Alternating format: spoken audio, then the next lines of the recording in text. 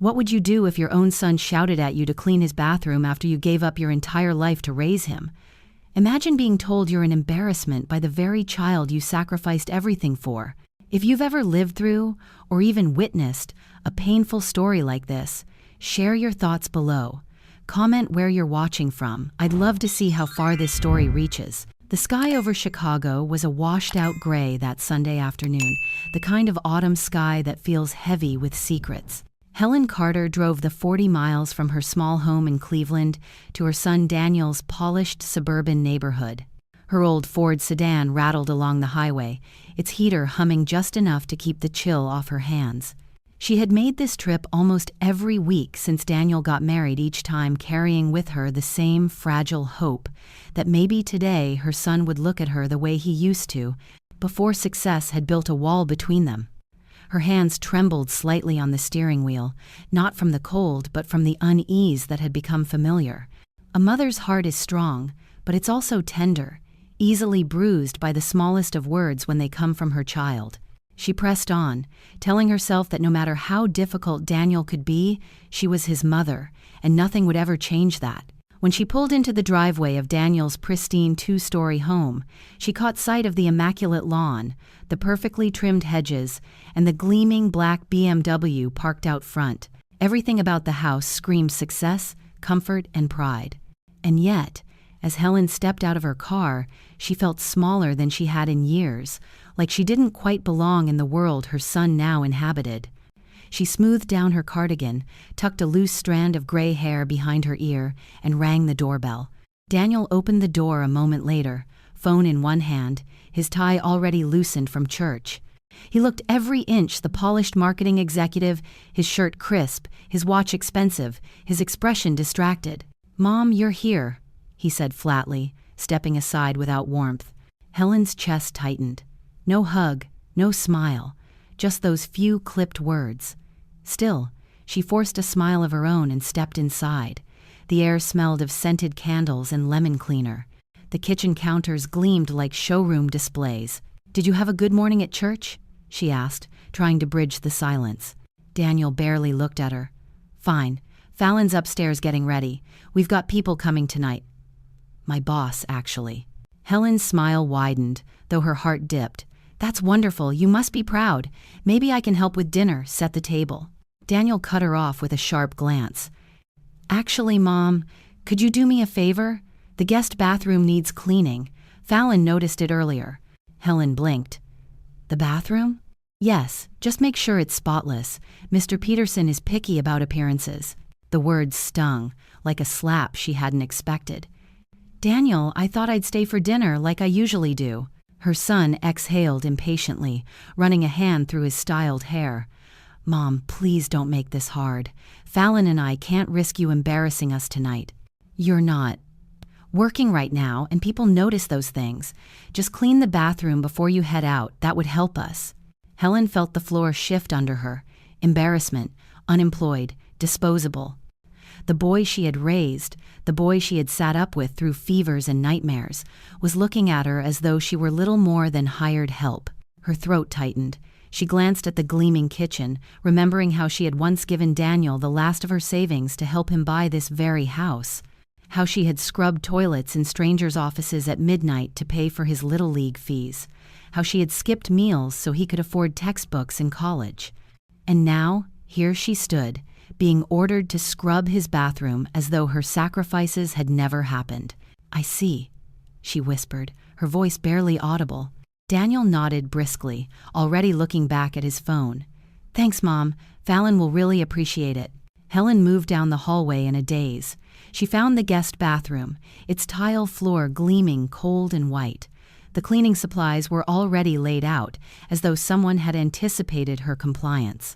She knelt, her knees aching, and picked up the toilet brush. With each stroke, her hands trembled, not from the scrubbing but from the weight of betrayal pressing against her chest. Tears blurred her vision until the porcelain swam before her eyes. In the kitchen, she heard laughter, Daniel and Fallon sharing a private joke, already preparing for their perfect evening, as though she were invisible. Minutes felt like hours. By the time Helen emerged, her back ached, Her hands smelled of harsh chemicals, and her dignity felt worn thin.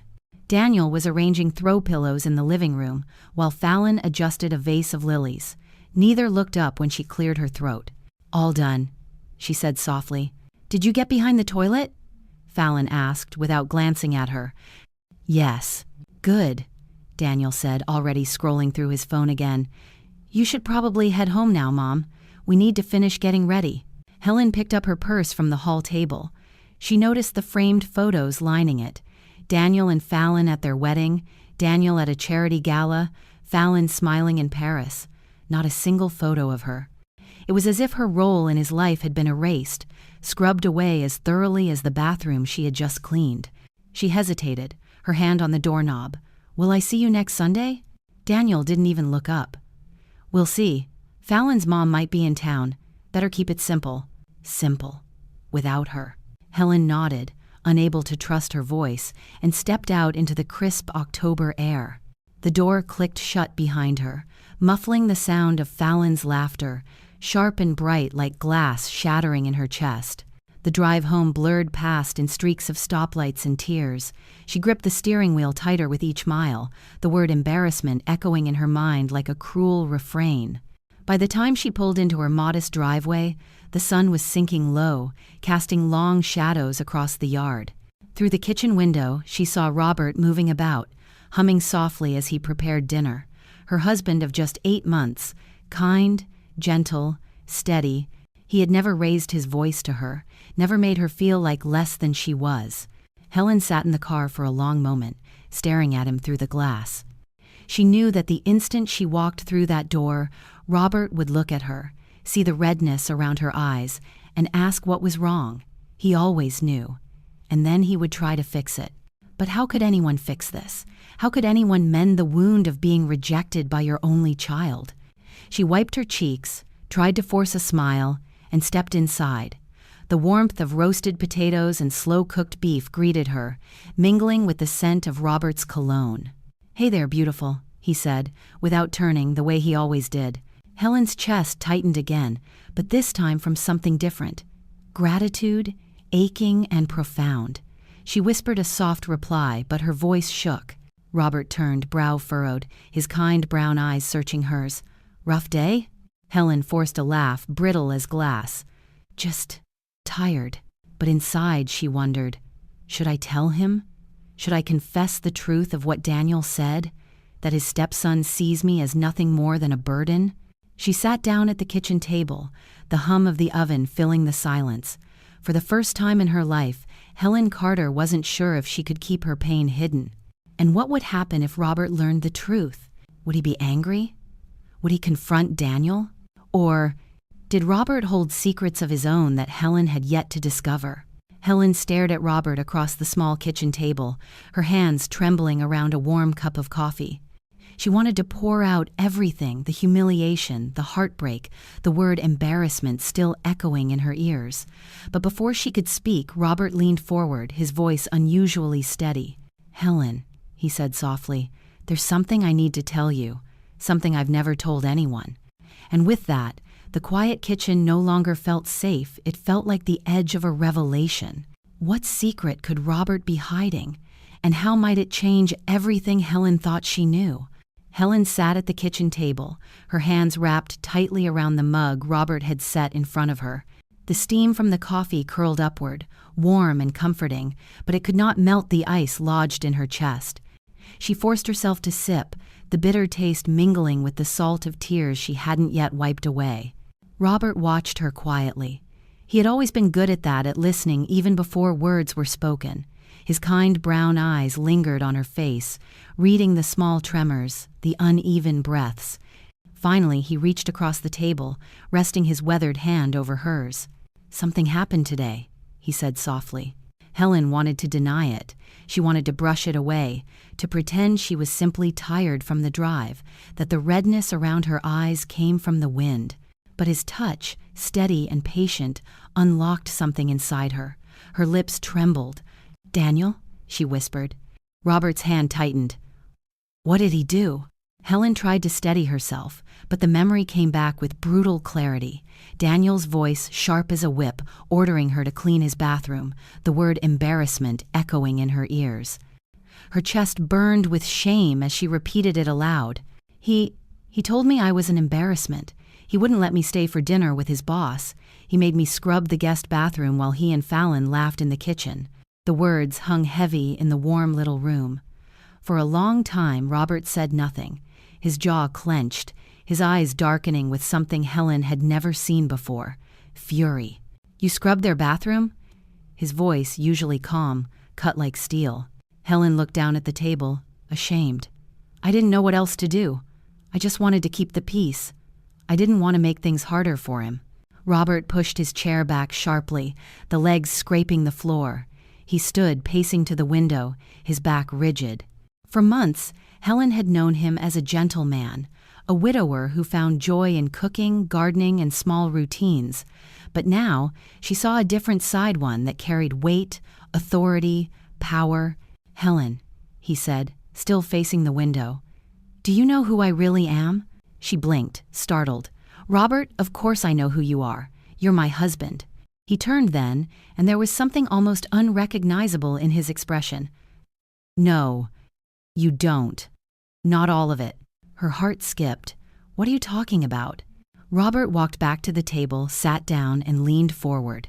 "I've let you believe I'm just a retired man who worked in technology. That's not a lie, but it's not the whole truth either." He paused, studying her face. "I founded a company 25 years ago. Fitz Industries. We manufacture medical devices across the East Coast. We employ over 8,000 people." Helen's breath caught. She had heard of Fitz Industries. Hospitals across Ohio and beyond used their equipment. It was a name that carried weight in the business world. "You founded Fitz Industries?" Robert nodded slowly. "And I still own nearly half the company. I stepped back from day-to-day management when Margaret was sick, but the truth is I'm still the largest shareholder. That company worth billions. Helen still has my fingerprints on every decision it makes." Helen sat frozen, her mind reeling. The man who kissed her forehead every morning, who teased her about burning toast, was quietly one of the most powerful men she'd ever heard of. "Why didn't you tell me?" she whispered. Robert reached for her hand again, his expression softening. "Because when I met you, I wasn't Robert Fitzgerald, the CEO. I was just Robert. A widower, lonely, looking for someone to share coffee with. And you saw me. Not the company, not the money. Just me." Tears welled in Helen's eyes. "But Daniel, his company, Davidson Marketing, they work with Fitz Industries, don't they?" Robert's lips curved into a grim line. "Yes. They handle our advertising campaigns, and right now, they're desperate to keep our contract. Without it, Davidson Marketing could collapse." Helen's chest constricted. "So Daniel's job depends on Fitz," Robert finished, "and he has no idea that the man he dismisses as an old retiree is the one holding his career in the palm of his hand." The kitchen was silent, but for the ticking of the old clock on the wall. Helen's heart pounded. "You can't tell him," she whispered. "Robert, you can't use this against him. He's still my son." Robert studied her, his jaw tightening again. "Helen, the way he treated you today is beyond cruel. He stripped you of your dignity in your own son's home. That can't stand."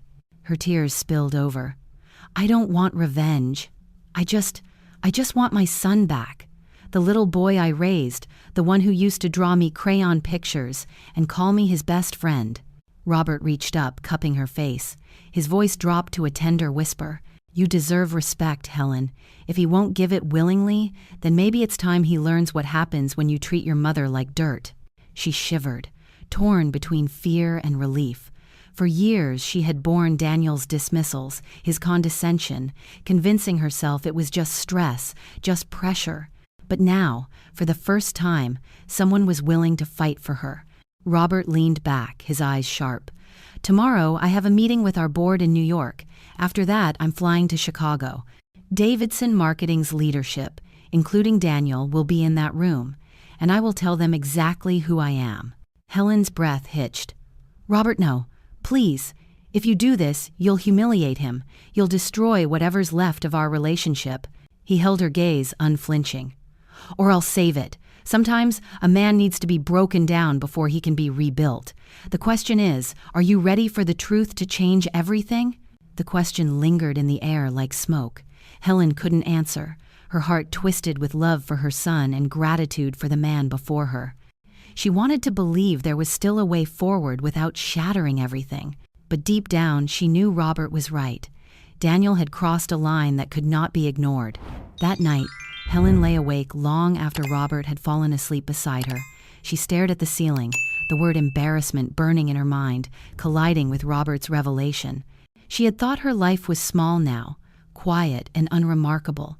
But suddenly, she was standing at the edge of something vast, something that could rewrite everything she thought she knew about her family. She closed her eyes, whispering into the darkness, "God, please don't let me lose him completely." The next morning, as Helen poured coffee into her cup, Robert's phone rang. His expression shifted as he listened, his eyes narrowing with focus. "There's been an accident at the Fitz plant in New Jersey," he said, his voice crisp, controlled. "Several workers are injured.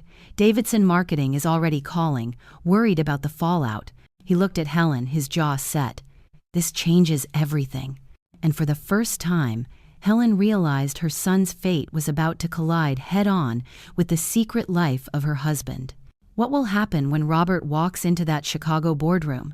And how will Daniel react when the truth is finally revealed? The news came like a thunderclap. Robert had barely hung up the phone before the kitchen felt different, less like the cozy, sunlit place where Helen found comfort, and more like the command center of a storm she didn't yet understand. "There's been an accident at one of the Fitz facilities in New Jersey," Robert explained, his voice clipped, professional. "Chemical exposure. Several workers injured. The board is scrambling. Davidson Marketing is terrified of the bad press." Helen set down her coffee cup, her hands trembling. "Workers injured? Are they going to be okay?" Robert's eyes softened briefly. "I'll make sure they get the best care possible. But the fallout, it's not just medical bills. It's public perception. Contracts, stockholders. Davidson Marketing has 70% of their revenue tied up in us. If Fitz pulls away, they'll collapse. And your son," he paused, "your son may lose everything." The words struck Helen like a blow. She thought of Daniel's immaculate house, his carefully curated life with Fallon, his fragile pride. She thought of his cutting words the day before, embarrassment. And still, her mother's heart twisted with dread. "You're saying Daniel's company could go under because of this accident?" she whispered. Robert nodded, leaning against the counter, his face grim. "And Davidson Marketing's meeting with Fitz tomorrow morning. Daniel will be there. So will I." Helen's pulse quickened. "Robert, please don't use this to punish him." Robert's gaze locked with hers, steady and unyielding. "This isn't punishment, Helen. It's truth. He needs to understand the weight of his choices. You deserve better than being treated like hired help by your own son. If he won't respect you as his mother, maybe he'll respect the man who controls his career." Helen's chest ached. She wanted to believe Daniel could change without being broken first, but something inside her whispered that perhaps this was the only way. That night, Helen barely slept. She lay awake listening to the steady rhythm of Robert's breathing, her thoughts looping endlessly. She prayed for the injured workers, for Daniel, for strength she wasn't sure she had. At dawn, the phone rang again. Helen startled, fumbling to answer, but Robert already had it in his hand. She heard his voice shift into the crisp, commanding tone she now recognized as the voice of Robert Fitzgerald, not just her husband. "Yes, Marcus, I'll be at the plant first. Then I'll head straight to Chicago. Make sure Peterson and his team are ready by 10 o'clock tomorrow morning." When he hung up, he glanced at Helen, his expression unreadable. "Davidson Marketing will be fighting for their survival tomorrow, and so will Daniel." Helen pressed a hand to her chest, whispering, "God, help us." By late afternoon, Helen was folding laundry when the phone rang again. She almost ignored it, weary from the emotional weight of the day, but the caller ID made her freeze. Daniel. Her hand shook as she lifted the receiver. "Hello? Mom." His voice was sharp, panicked, so unlike the confident son she knew. "Mom, I need your help." Helen sat on the edge of the bed, gripping the phone. "Daniel, what's wrong?" "There was an accident at Fitz Industries. You've seen the news, right?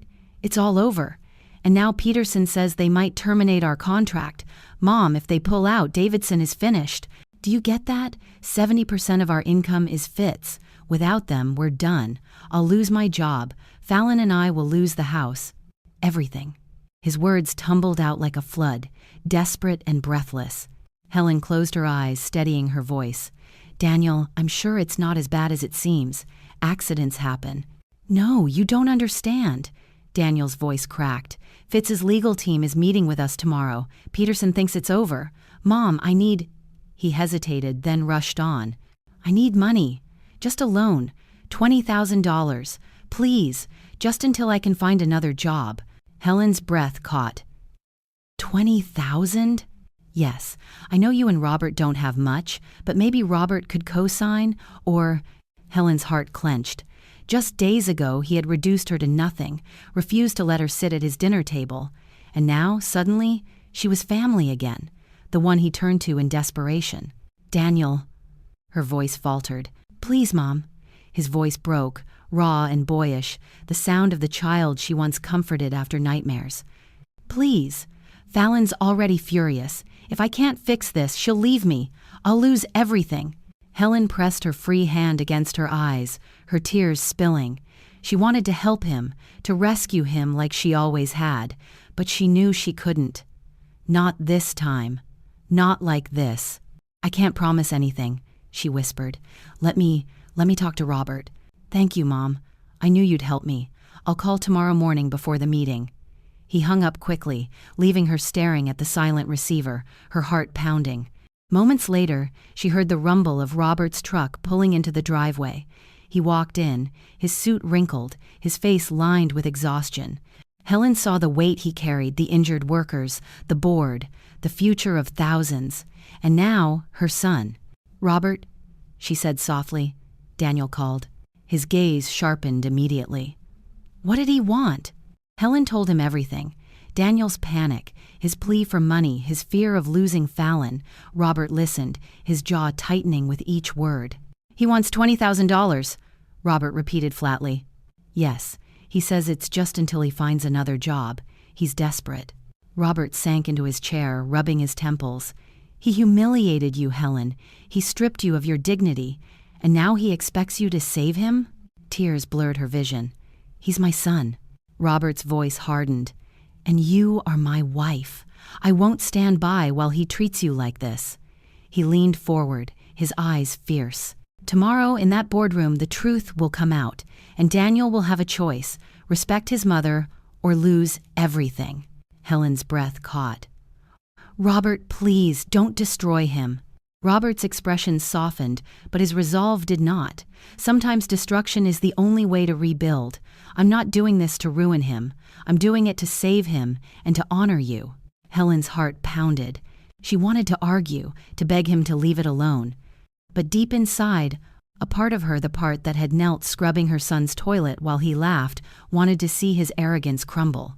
That night she lay awake again, torn between dread and hope. Her son's future hung on the edge of a blade, and Robert held the blade in his hand. The morning of the meeting dawned gray and heavy. Robert dressed in a dark suit Helen had never seen before, his shoulders squared, his movements purposeful. He kissed her forehead before leaving. By tonight things will be different, he said simply. Helen stood in the doorway, watching his truck disappear down the street, her stomach twisting with fear. At 10:15 the phone rang. Her heart lurched when she saw Daniel's name. She answered with shaking hands. Mom, Daniel said, his voice strained, urgent. They're here. Fitz's people. Peterson wants me in the conference room in 5 minutes. He hesitated, then added, almost shamefully, Mom, about what I said the other day, about you being an embarrassment. I was stressed. It wasn't fair. I didn't mean it. Helen's eyes stung. It wasn't an apology, not fully, but it was the closest she had heard in years. Daniel, she whispered, just be strong. I'll call you after, he said quickly. Thank you for listening last night. It meant more than you know. Then he hung up. Helen set the phone down, her chest tight. She sat by the window, staring out at the autumn sky, praying silently. She didn't know what was happening in that Chicago boardroom, but she knew the truth was about to break open like a storm. 2 hours later, the phone rang again. This time, it wasn't Daniel, it was Robert. His voice was calm, almost too calm. "It's done," he said. "Everything has changed. Daniel will be calling you soon, and he will not be the same man you knew yesterday." Helen gripped the receiver, her pulse racing. "Robert, what did you do?" There was a pause, heavy and deliberate. Then Robert answered quietly, "I told them the truth." The line went dead. What truth did Robert reveal in that boardroom, and how will Daniel face his mother after being unmasked in front of everyone? The boardroom at Davidson Marketing smelled faintly of leather and polished wood. Floor-to-ceiling windows revealed the steel-gray skyline of Chicago, but no one looked at the view.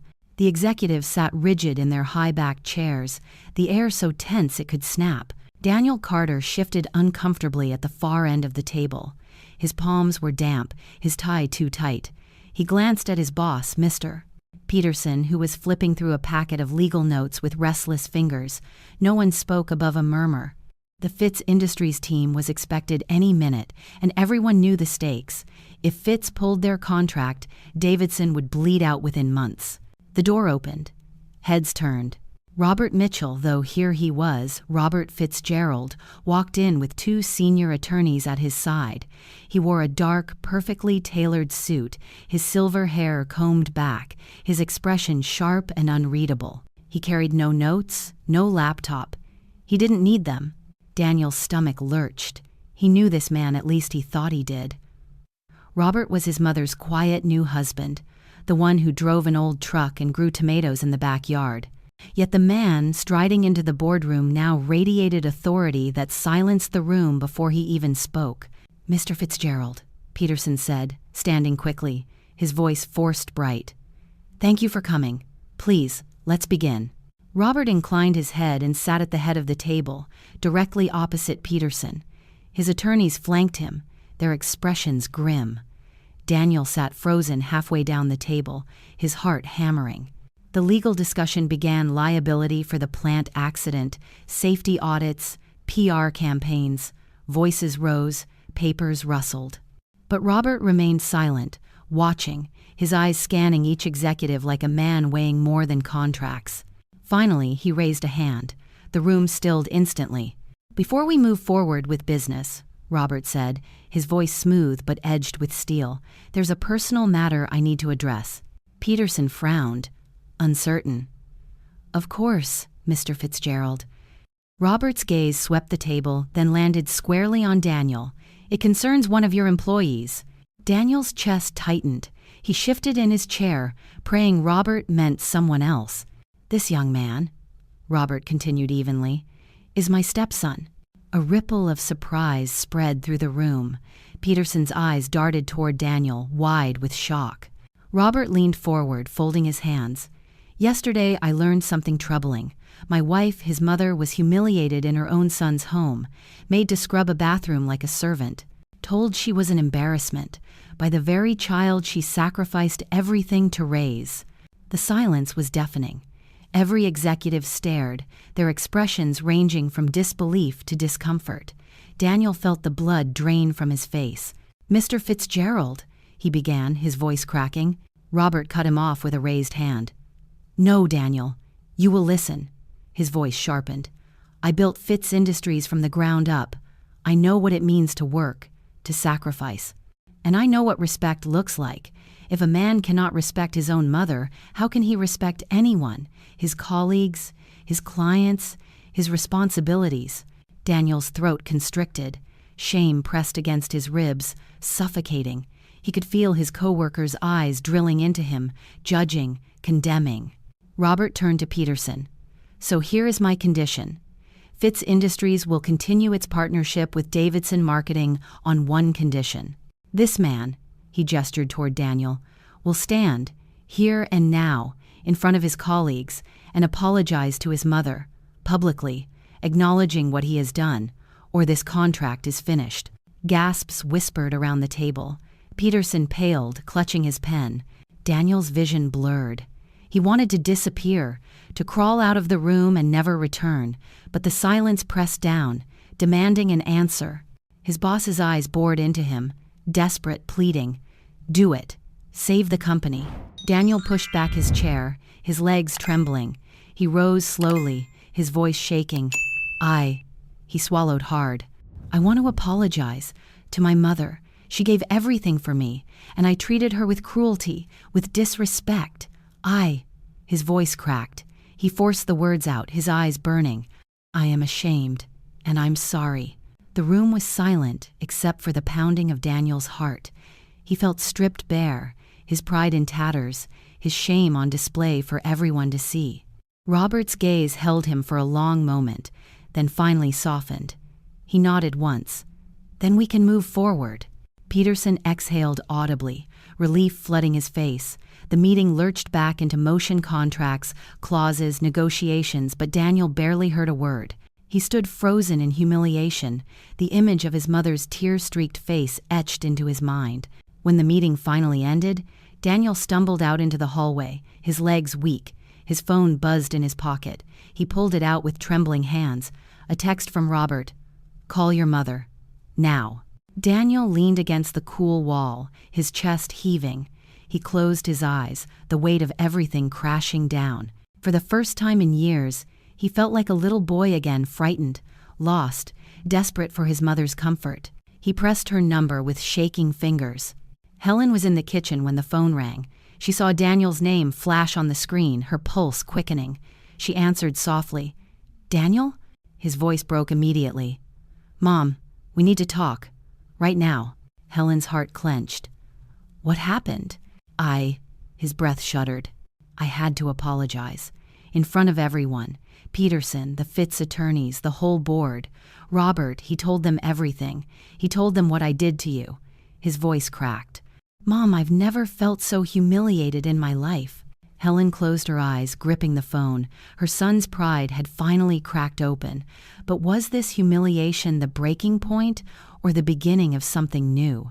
"Please," Daniel whispered, his voice raw, stripped of all arrogance. "Please let me come see you. I don't know what to do. I don't know who I am anymore." Helen's hand trembled on the receiver. She wanted to welcome him, to comfort him as she always had. But part of her remembered the sting of his words, the way he had reduced her to nothing. And then, faintly in the background, Helen heard Fallon's voice, sharp, angry, rising. "Who are you talking to, Daniel? Don't tell me you're begging your mother now." The line went silent. Will Daniel choose his wife's scorn or his mother's forgiveness? And what role will Robert play in the fracture that is about to split wide open?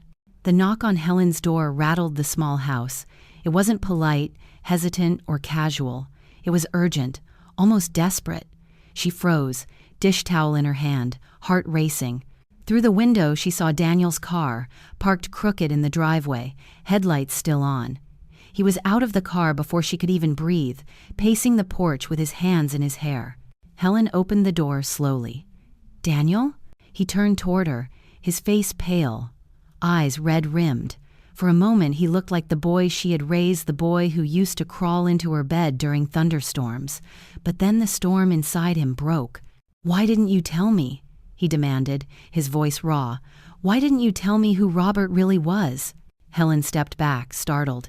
"Daniel, please come inside." He pushed past her, pacing the living room. His voice rose with every word. "Do you have any idea what happened today? Do you know what it felt like to stand there, in front of my boss, my colleagues, and confess what I did to you?" He told them everything, Mom. Everything. Helen closed the door softly. "Daniel, lower your voice." "Don't tell me to lower my voice," he exploded, slamming his hand against the back of the couch. "You let me walk into that meeting blind. You let me humiliate myself in front of everyone. Why didn't you say something? Why didn't you warn me?" Helen's chest tightened. "Because it wasn't my truth to tell. Robert wanted to wait until what?" Daniel cut her off bitterly. "Until he could use it against me? Until he could strip me bare in front of everyone?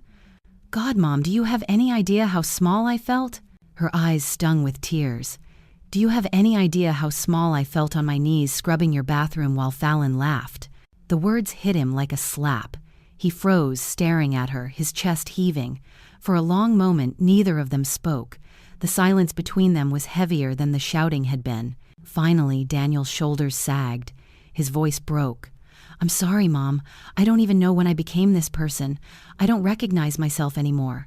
Helen stepped closer, laying a trembling hand on his arm. "Then maybe this is your chance to change." But before Daniel could answer, the front door swung open.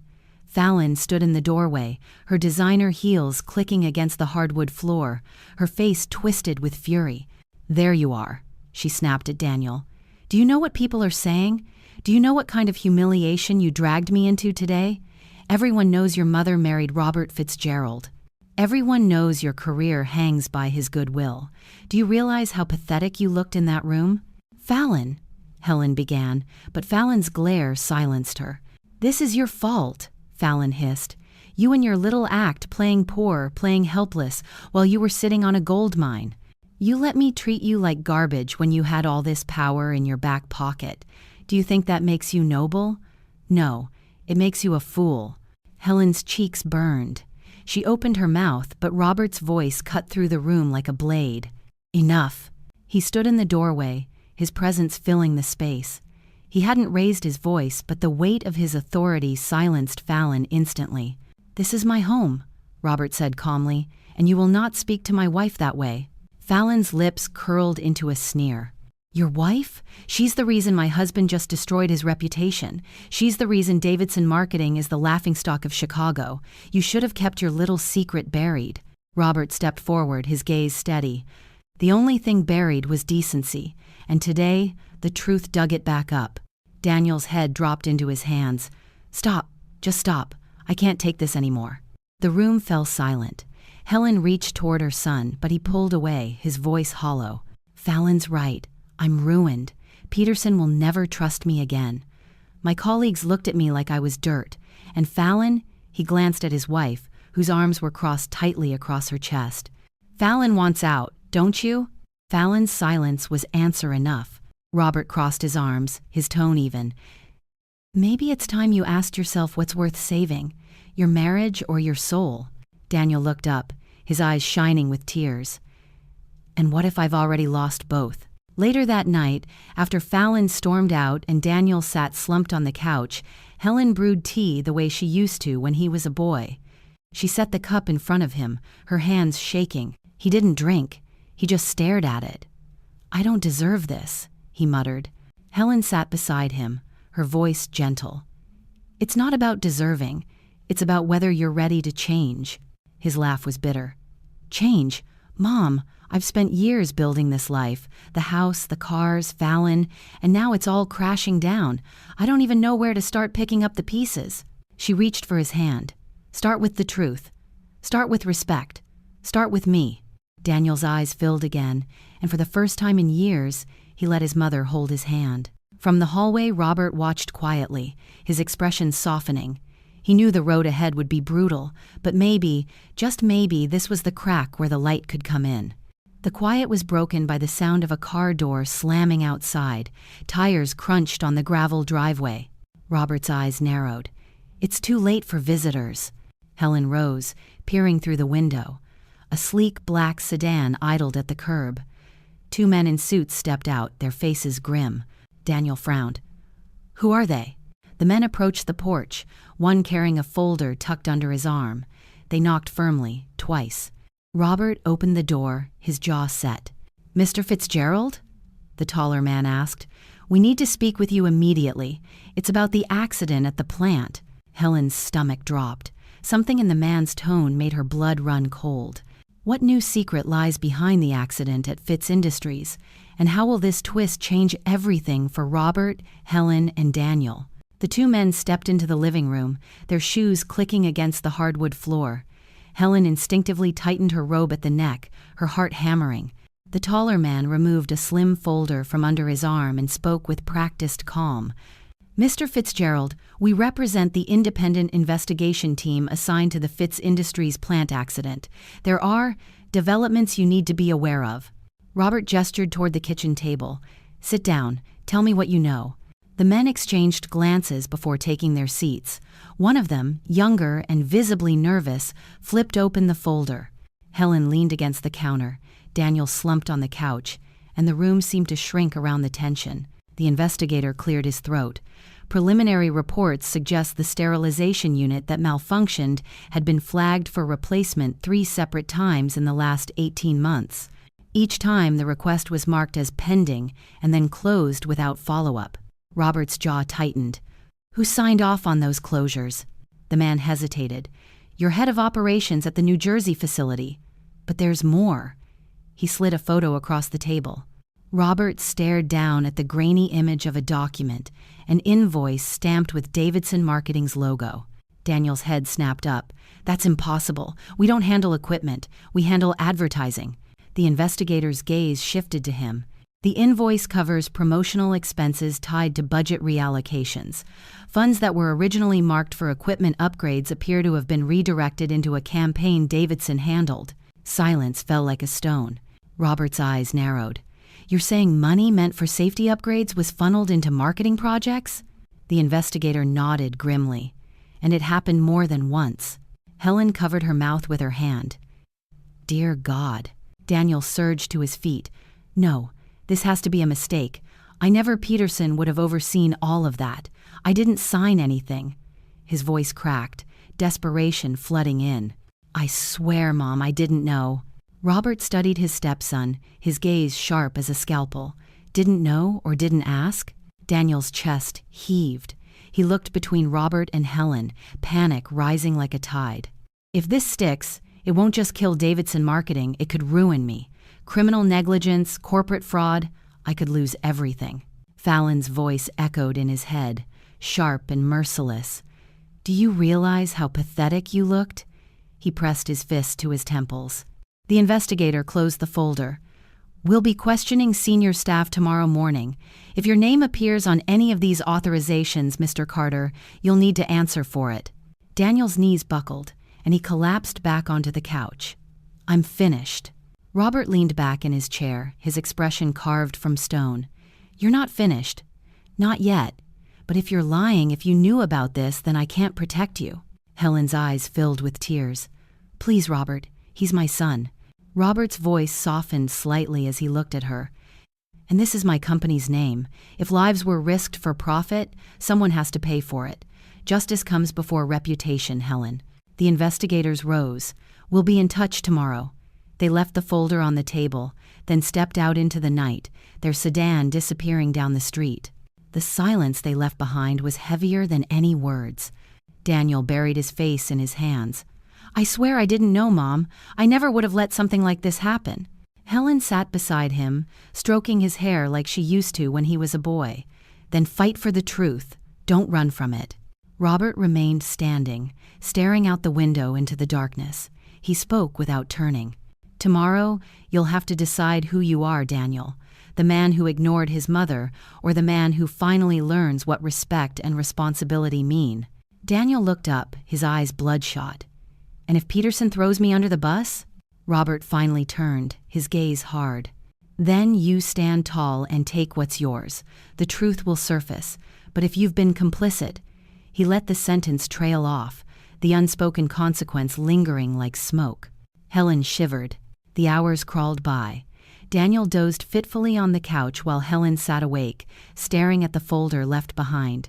The invoices, the signatures, the trails of numbers, it all looked like a foreign language. But one thing she understood clearly. Her son was standing on the edge of a cliff, and tomorrow would decide whether he fell. At dawn, Robert brewed coffee in silence. His movements were steady, deliberate. Helen studied him, sensing the storm brewing behind his calm. Robert, she whispered, if Daniel didn't know, can you help him? He met her eyes, and she saw the conflict there. I can't bend the truth, but I can make sure he has the chance to tell it. Daniel stirred, groaning, his suit wrinkled from sleep. I don't know if I can face them, he muttered. They'll eat me alive. Helen knelt in front of him, cupping his face. Look at me. You've made mistakes, yes, but this isn't the end unless you let it be. Tell the truth, Daniel. That's all you have left. His lips trembled. And if the truth destroys me? She kissed his forehead. Then at least you'll know you didn't destroy yourself with lies. The morning air was sharp when they arrived at the Davidson offices. Helen insisted on coming. She refused to sit at home waiting. Robert entered first, his presence commanding. Daniel trailed behind, pale and anxious, clutching his briefcase like a lifeline. In the conference room, Peterson was already seated, his expression tight. The investigators sat across from him, the folder open, documents spread out like weapons. "Mr. Carter," the lead investigator began, "we need clarification. These budget reallocations, did you approve them?" Daniel's mouth went dry.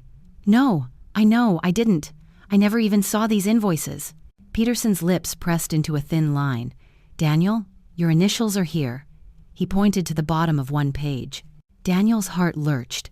He stared at the scrawl. It looked like his, but blurred, sloppy. "That's not mine. I never signed this. Someone forged it." The room buzzed with murmurs. The investigators leaned forward. "Are you claiming fraud within your own company?" Daniel looked at his boss, his chest pounding. "Peterson, tell them. You know I never handled budget authorizations."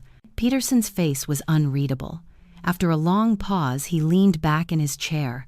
Daniel was responsible for client accounts. He knew where the funds were being used. If he says he didn't sign, that's on him to prove. Daniel's world tilted. His boss was throwing him to the wolves. Robert's hand slammed the table, the sound reverberating through the room. "Enough. If you're going to accuse him, produce evidence. Otherwise, this is scapegoating, and I won't tolerate it." The investigators exchanged glances. One scribbled notes. The tension was suffocating. Helen sat in the back, her hands clasped so tightly her knuckles whitened. She wanted to run to her son, shield him like she had when he was small. But all she could do was watch as his fate balanced on the blade of truth. The lead investigator finally spoke. "We'll need to conduct handwriting analysis. Until then, Mr. Carter, you are officially under review. Do not leave the city." Daniel's face drained of color. He staggered to his feet, panic in his eyes. "They think I forged those signatures. Mom, what if I go to prison?" Helen's breath caught in her throat. Robert's voice was calm, but edged with steel. "Then we uncover who really did this. And fast." As they left the building, Helen clutched Daniel's arm, whispering, "We'll get through this. We will." But just as they reached the car, Robert's phone buzzed. He glanced at the screen, his face darkening. "What is it?" Helen asked.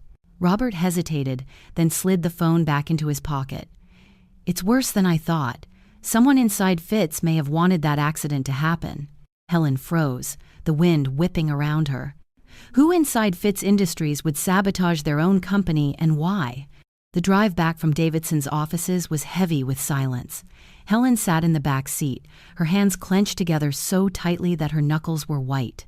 Daniel rode in the passenger seat, staring blankly out the window, his jaw twitching with every mile that passed. Robert drove, his face unreadable, his grip on the steering wheel firm and steady. The city gave way to quiet neighborhoods, then to open stretches of highway. Finally, Robert spoke. "What I didn't tell the investigators," he said, his voice low, "is that I've been warned about possible internal sabotage for months. Anonymous emails, whispers in board meetings. People suggesting that someone high up has been siphoning funds and deliberately delaying safety upgrades."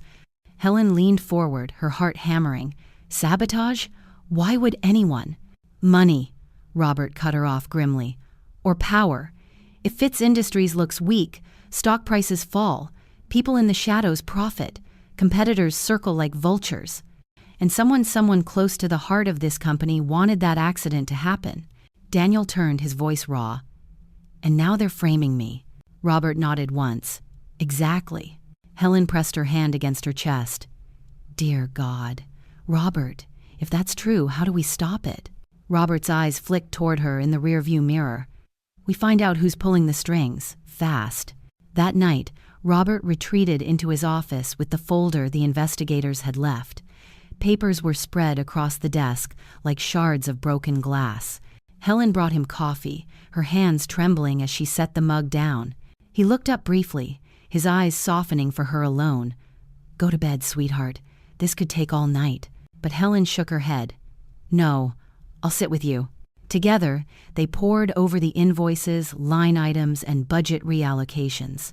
Over and over, Daniel's supposed initials appeared at the bottom of documents, but something gnawed at Robert. "The handwriting isn't consistent," he muttered. "Look at the slope here, the spacing here. It's close but not exact." Helen squinted. "So someone copied his signature?" Robert leaned back, exhaling sharply. "Yes, and whoever did it knew that Daniel was vulnerable. His arrogance made him an easy target. People would believe he signed without thinking." Helen's throat tightened. "So he's being scapegoated?" Robert nodded grimly. Meanwhile, Daniel lay awake on the couch, staring at the ceiling. Fallon's voice echoed in his mind, cruel and relentless, pathetic, ruined, embarrassment. He buried his face in his hands. He had spent his whole life chasing respect through titles, through money, through Fallon's approval. And yet here he was, stripped of it all, clinging to the mother he had once cast aside. "Who am I?"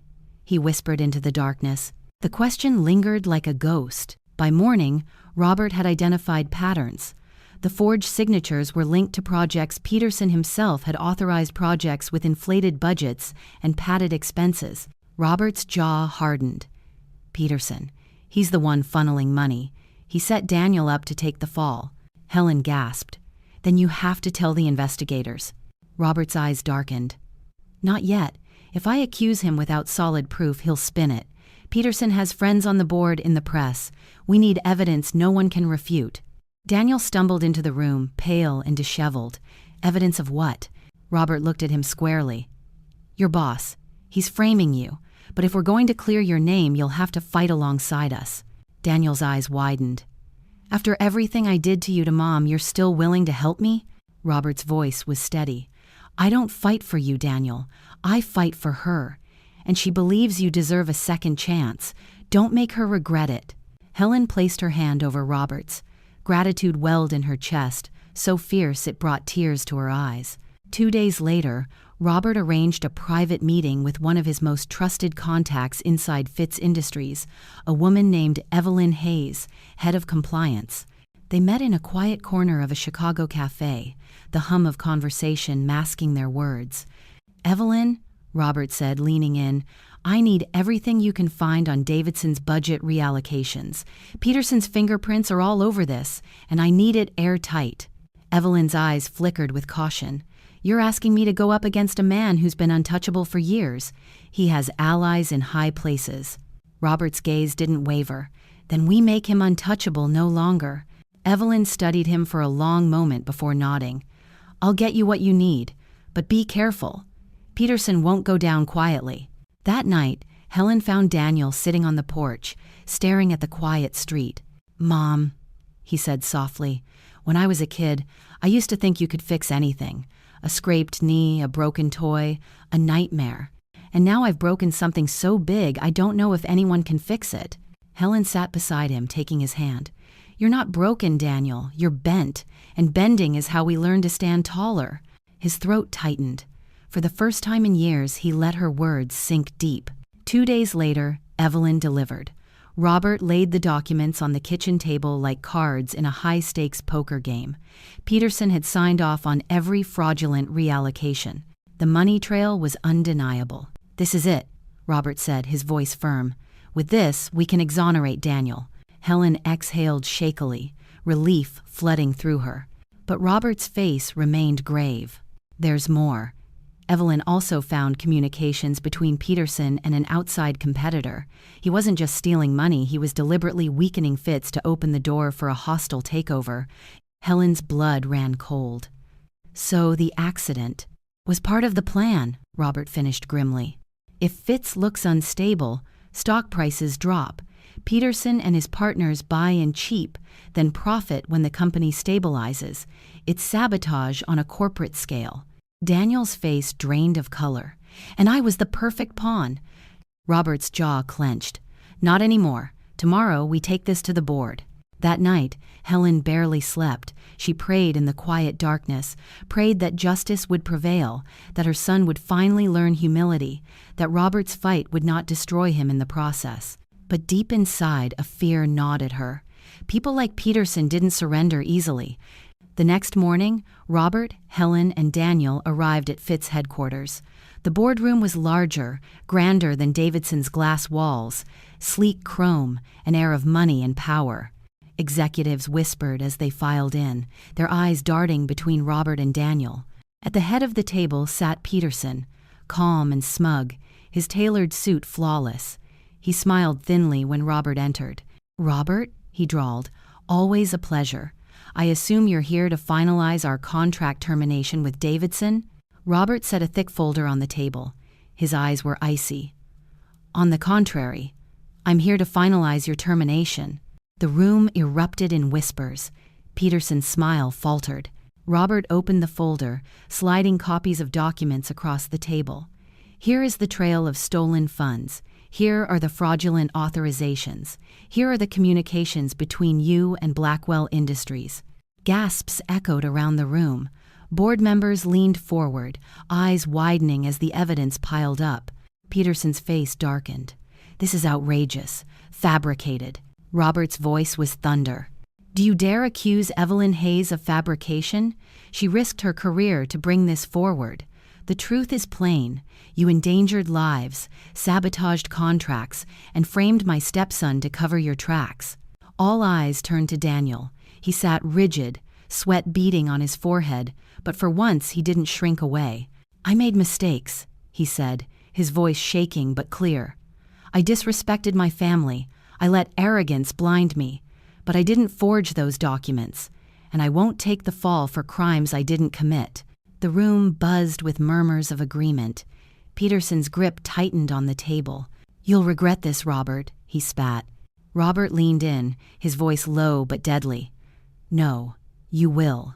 As the board members began voting to suspend Peterson, the double doors of the boardroom slammed open. A security officer rushed in, his face pale. "Mr. Fitzgerald, we've just received a bomb threat against this building." Gasps filled the room. Helen's heart stopped. Daniel's eyes widened in terror. Robert's expression turned to stone. Is Peterson desperate enough to orchestrate violence? And will Helen and Daniel survive the storm that has just turned deadly? The boardroom erupted into chaos. Executives scrambled to their feet, voices overlapping, chairs screeching against polished floors. The word bomb crackled like static through the air, shattering composure and leaving only raw fear behind. Helen clutched the table, her breath shallow.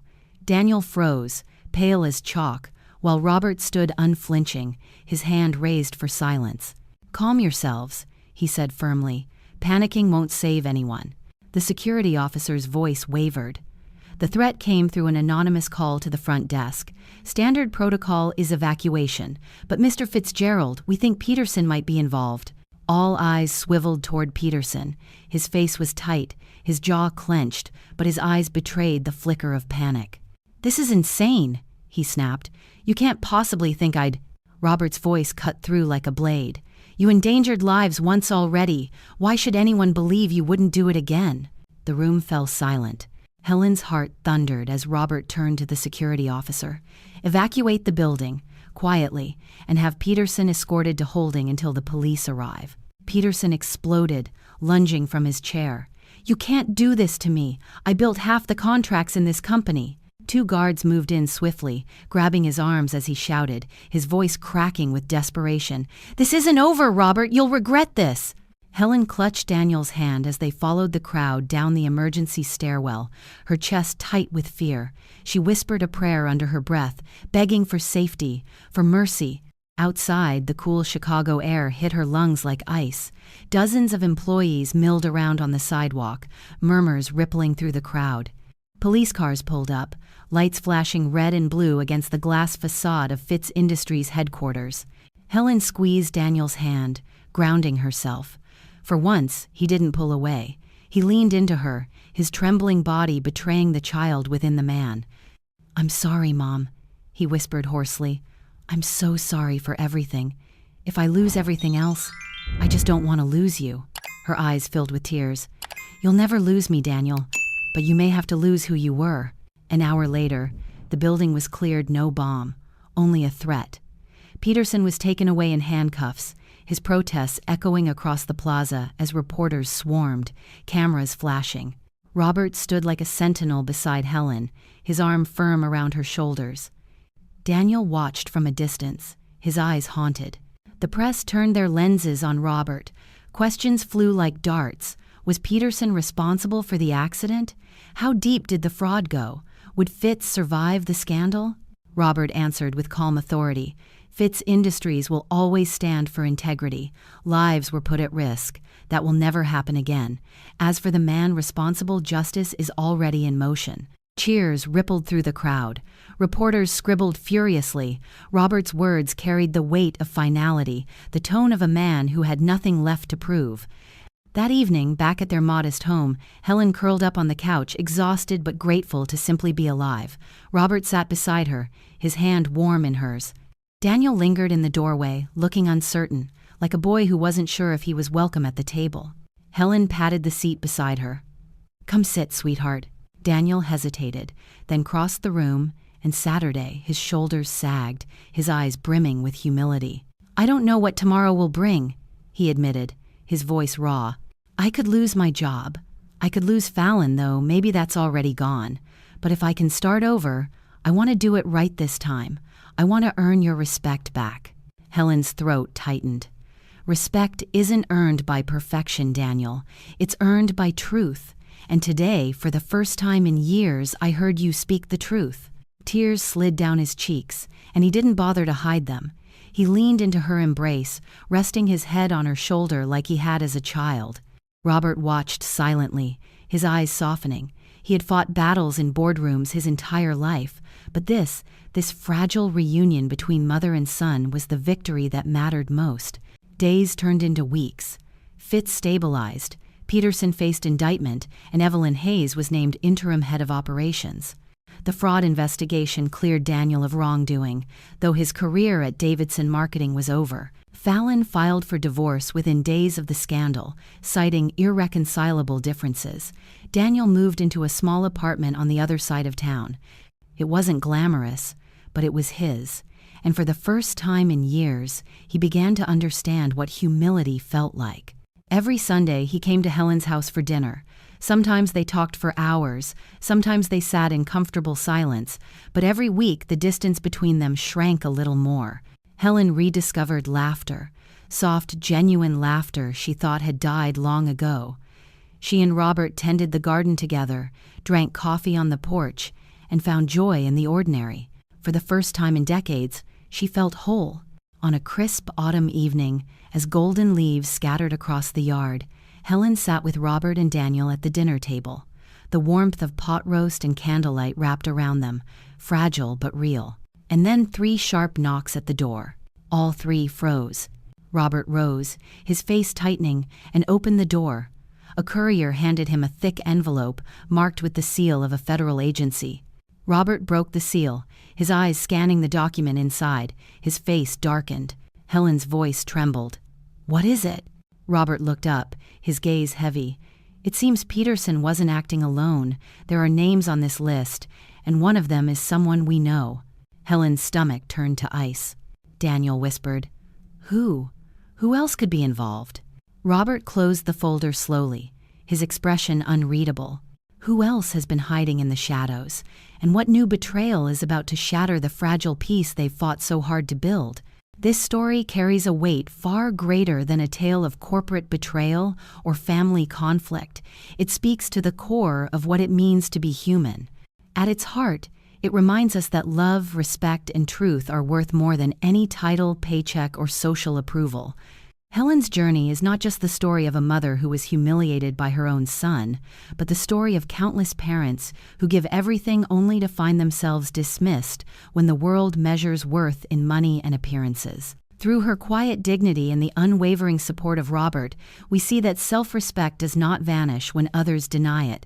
It can be reclaimed, even rebuilt stronger, when one refuses to bow to cruelty. Daniel's fall from arrogance to humility reflects a truth many of us recognize. Success without gratitude is hollow.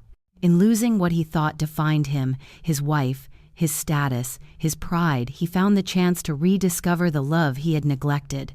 And in Helen's forgiveness, we glimpse the power of grace, a reminder that people can change and that bridges can be rebuilt, not by erasing the past but by choosing a different future. Robert's role underscores another lesson, that real strength is not in wealth or influence, but in how one uses it to protect and uplift others. His decision to defend Helen's dignity instead of exacting revenge is an example of love that heals rather than destroys. Ultimately, this story challenges us to ask ourselves, how do we measure the value of a life? Is it in achievements, appearances, or in the simple, enduring bonds of family and respect? The answer shapes not only how we treat others, but who we become.